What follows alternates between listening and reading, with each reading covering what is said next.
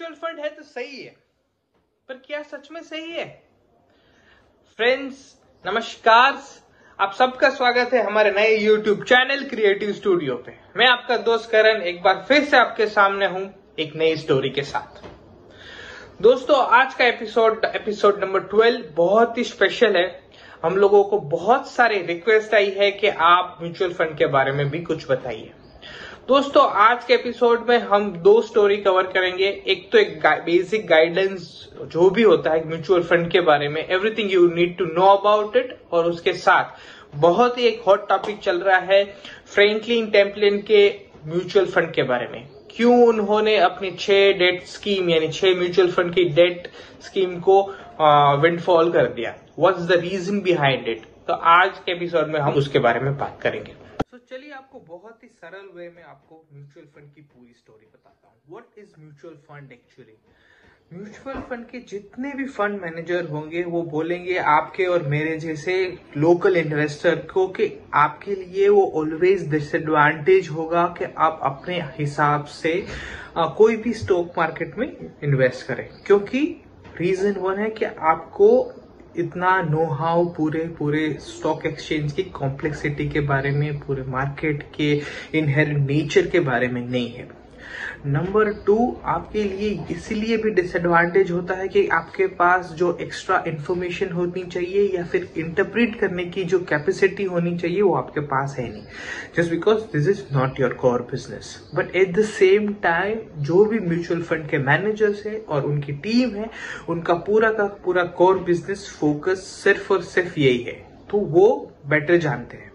इसीलिए वो आपको ऑफर करते हैं कि आप अपना पैसा मुझे दीजिए और मैं आपका पूरा का पूरा पैसा को अच्छे फंड में डालूंगा और मैं आपका पोर्टफोलियो मैनेज करूंगा। That's one thing. इसके ऊपर क्या करते हैं कि वो आपके मेरे जैसे बहुत सारे लोगों से पैसा लेके एक कॉमन पूल बनाते हैं।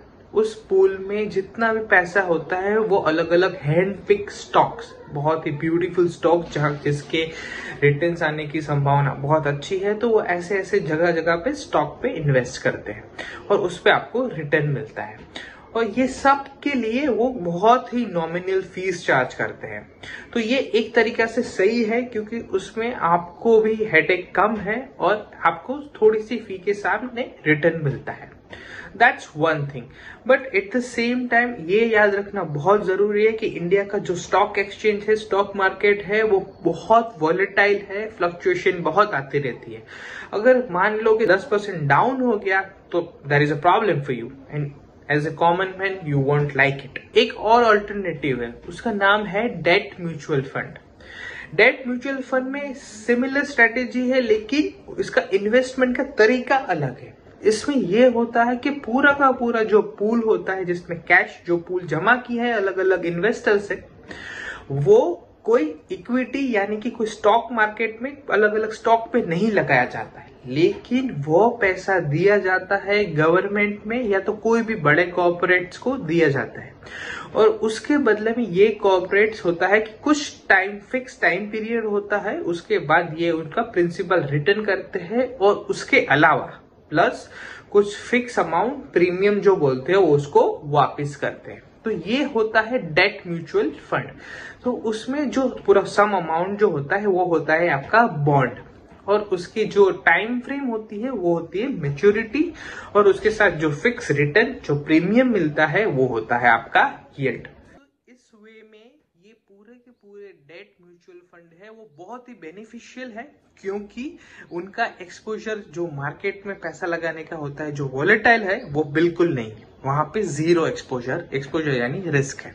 दूसरी बात यह है कि जितने भी डेट म्यूचुअल फंड है वो जैसे कॉर्पोरेट और या तो गवर्नमेंट की कोई भी इंस्टीट्यूट में लगाते हैं, तो वो कॉर्पोरेट और गवर्नमेंट इंस्टीट्यूट लायबल होती है वो पे करने के लिए, नहीं तो वो बैंकरप्सी फाइल करनी पड़ेगी और वो उनकी रेपुटेशन के लिए सही नहीं है। तो बहुत ही कम चांस है कि आपके पैसे नहीं मिलेंगे। However there is one problem here कि जैसे ये जितना भी पूल बन के अलग अलग गवर्नमेंट फंड्स यानी कॉर्पोरेट्स को भी मिलता है, तो वो पर्टिकुलर टाइम फ्रेम के साथ होता है, उनकी मैच्योरिटी डेट के साथ होता है। तो अगर आप बोलोगे कि मुझे अभी न अभी पैसा चाहिए, तो उस टाइम पे ये म्यूचुअल फंड क्या करेंगे? तो उस टाइम पे दोनों वे में उनको सेटिस्फाइड करना है। एक वे में आपको अपना रिडम्पशन चाहिए, मुझे पैसा आज चाहिए, तो आपकी रिक्वेस्ट भी फुलफिल करनी है, और एट दिस टाइम कॉर्पोरेट को भी उनको जो टाइम फ्रेम दिया है वो उसको बोल नहीं सकते कि मुझे दो, क्योंकि उसके लिए वो कॉन्ट्रैक्चुअली लायबल है। तो उस वे में हाउ दे कैन हेल्प, तो म्यूचुअल फंड के पास एक 2 वर्ड का शब्द है, वो है कैश बफर। तो ये क्या करते हैं, कैश बफर्स क्या होता है, मैं अभी आपको वो बताता हूँ। जैसे आप रिडम्पशन की रिक्वेस्ट, यानी मुझे पैसा चाहिए, उसकी रिक्वेस्ट डाली, तो आपके साथ ऐसे बहुत लोग होंगे जो अपना मनी पार्क करना चाहेंगे ये पूरे के पूरे म्यूचुअल फंड में। तो उसके साथ वो कैश फ्लो भी आता है, इनफ्लो गया तो कैश फ्लो आता ही रहता है नॉर्मल कंडीशंस में, राइट। और उसके साथ एक और प्रोएक्टिव मेजर ये भी लेते हैं कि जब भी आप अपना पैसा लेते हो तो उसका बहुत ही छोटा अमाउंट वो कैश थोड़ा रिजर्व रखते हैं, लेकिन ये छोटा करके बहुत सारे इन्वेस्टर के मिला के ये सारे हो जाते हैं ज्यादा। तो अब ये कैश रिजर्व कितना होना चाहिए, कब होना चाहिए, और कितना मात्रा में होना चाहिए, it's like in walking on a tight रोप। तो आपको पता नहीं, अगर ज्यादा रख दिया तो आपके पैसे आइडल हो जाएंगे और आपको रिटर्न कम मिलेगा, और बहुत कम लग गया तो कभी जरूरत पड़े तो आपको एकदम स्कैरसिटी हो जाएगी। तो दैट्स 2 वे। मोस्टली जितने भी फंड मैनेजर है वो अपने एक्सपीरियंस और इंट्यूटिव मेजर से काम करते हैं, लेकिन हर बार ये पॉसिबल नहीं होता है। दैट्स व्हाई यहाँ पे एक स्ट्रेटेजिक थिंकिंग की जरूरत है। तो एक बहुत ही अच्छा उन्होंने स्ट्रेटेजी निकाली है जिसका नाम है लेडरिंग। लेडरिंग में ये होता है कि ये जितने भी म्यूचुअल फंड आपको अलग अलग बॉन्ड में इन्वेस्ट होता है उसकी मैच्योरिटी अलग अलग टाइम फ्रेम के साथ होती है, किसी की 1 महीने की, किसी की 2 महीने की, या तो किसी की अगले साल की। इस टाइम फ्रेम के साथ क्योंकि हर टाइम पे उनको मैच्योरिटी होती जाएगी तो उनको पैसा मिलता रहेगा। इस वे में उनको हर एक दिन, हर रोज कुछ न कुछ पैसा मिलता रहेगा, इनफ्लो मिलता रहेगा, क्योंकि उसकी मैच्योरिटी आती रहेगी। तो ये है कि वो सबको 1 साल या 2 साल ऐसे लिए नहीं देते, उनको देते हैं अलग अलग टाइम फ्रेम के हिसाब से, कभी 1 महीना, 2 महीना, और ऐसे ऐसे करके वो अपनी मैच्योरिटी को बढ़ाते हैं। तो that's how laddering effect is a good thing, क्योंकि आप अपना पूरा का पूरा उसका कैश फ्लो जमा रहता है और कैश रिजर्व्स रहता है। सो ये जो लेडरिंग है तभी बेनिफिशियल है पूरी की पूरी जब उसका कोई स्ट्रॉन्ग बेस हो, लेकिन जब क्राइसिस होती है तब बहुत ही ज्यादा सर्ज हो जाता है रिडम्पशन रिक्वेस्ट में। सब लोग बोलते हैं कि मुझे अपना पैसा चाहिए, तो वो अपनी रिक्वेस्ट करते हैं कि I need my money back, अपने जितने भी मैंने म्यूचुअल फंड इन्वेस्ट किए थे उससे मुझे बाहर निकलना है। तो उस रिक्वेस्ट को फिल करने के लिए, कैश को बढ़ाने के लिए उनको अपने सेल, जितने भी बॉन्ड है वो सेल करने पड़ते हैं, लेकिन वो सेल अगर नहीं होते हैं तो वो एक्सटर्नल मनी बोरोइंग करता है, बाहर से पैसा लेता है। उसके चक्कर में ये पूरी की पूरी कहानी एंड होती है फ्रैंकलिन टेम्पलिन के सागा में। Franklin Templeton one of the best mutual fund company है, स्पेशली डेट म्यूचुअल फंड की। उनकी एक स्ट्रेटेजी है कि वो नॉर्मल म्यूचुअल फंड की कंपनी की तरह अलग अलग गवर्नमेंट या तो कॉर्पोरेट्स में इन्वेस्ट नहीं करती है, जो मच लेस रिस्कियर है, लेकिन वो थोड़ा सा रिस्क लेके उस इंस्टीट्यूट में इन्वेस्ट करती है जहां पे उनको ज्यादा रिटर्न मिले, उसके साथ में वो ज्यादा यील्ड चार्ज करती है, और अपनी स्ट्रेटेजी की वजह से वो अभी तक बहुत सक्सेसफुल भी रही है। So people think there is no problem in that. अब जब क्राइसिस पेंडेमिक आया है तो प्रॉब्लम है बहुत ही ज्यादा मल्टी लेवल पे चला गया है, वो मैग्नीफाई हो गया है। तो सबसे पहला जो हिट होता है वो इन्वेस्टर को होता है, क्योंकि वो बड़ा इन्वेस्टर है, वो जानता है कि उनके ऑपरेशंस नहीं चल रहे हैं ड्यू टू लॉकडाउन, तो वो उनको एक ही जरिया है कि मुझे कैश का एवेन्यू कहां से आएगा, तो वो बोले कि मैंने अपने म्यूचुअल फंड में जो इन्वेस्ट किया है वो वापस चाहिए। और उसी के साथ मॉम एंड पॉप स्टोर्स और लाइक हम और आप मिलके भी उसको और बढ़ावा देते हैं कि नहीं यार ठीक है, मुझे भी अपने पैसे वापस चाहिए। सो फ्रैंकलिन बहुत ही ज्यादा मात्रा में ये रिक्वेस्ट लेना शुरू कर देता है कि हमें अपने पैसे चाहिए, तो रिडम्पशन रिक्वेस्ट बहुत बढ़ जाती है।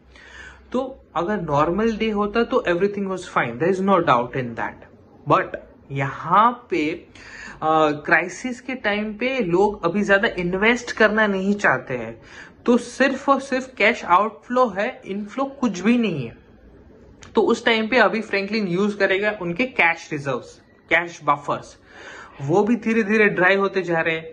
और बचा लेडर में अलग अलग टाइम पे उनकी मैच्योरिटी के टाइम उनको पैसा मिल रहा है, लेकिन अभी उनका नेक्स्ट वेव आएगा, जनरेशन आएगा, तो यहाँ पैसा तो सिर्फ आके खत्म हो गया, क्योंकि वो एक पर्टिकुलर मंथ के बारे में था, अभी और तो इन्वेस्ट हो ही नहीं रहे, तो उस मामले में वो वापस स्टक हो गए।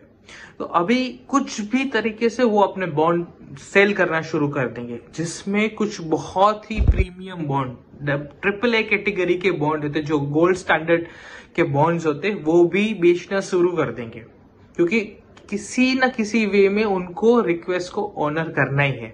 लेकिन इस वे में जो अभी उनके पास बाकी जो बॉन्ड बचेंगे वो तो एकदम जंक होंगे, उनकी कोई वैल्यू भी नहीं होगी, उनके प्रिंसिपल भी नहीं निकलेगा। सो बाकी जो भी इन्वेस्टर है उनका क्या?